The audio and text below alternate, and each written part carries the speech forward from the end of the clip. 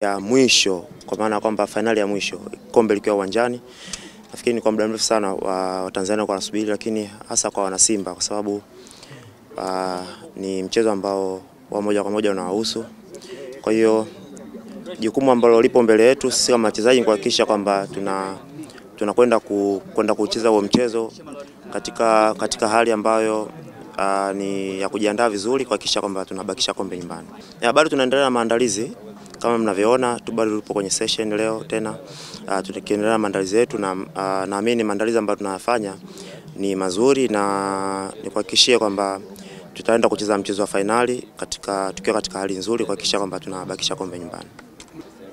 Kwetu sisi kama wachezaji tunachukulia zile ni dakika 45 za kwanza, lakini tuna dakika 45 za pili tukiwa nyumbani kwetu.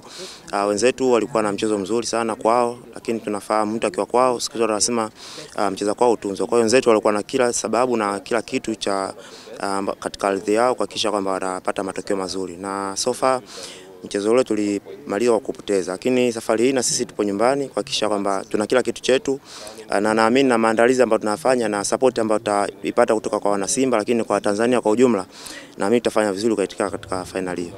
Ina maana kubwa, ina maana ni uwanja wenye baraka kwetu, lakini pia ni uwanja ambao naamini utatufanya tuache kuchukua kombe hili. Kwa hiyo mimi binafsi bado na uamini uwanja wa Amani, lakini pili bado naamini wa Tanzania, naamini wana Simba, naamini watajitokeza kwa wingi kuhakikisha kwamba tunakuja kwa pamoja kupambania hili taji. Kwetu sisi tunaona ni rahisi kwa sababu tupo nyumbani. Kama nilivyosema awali, wenzetu walikuwa nyumbani, walipata kila kitu wakiwa nyumbani. Kwa na sisi tunapata kila kitu tukiwa nyumbani, na maandalizi ambayo tunayafanya tukiwa hapa, naamini tunaenda kuwa na mchezo mzuri na mchezo bora kuhakikisha kwamba tunatoa taji hili.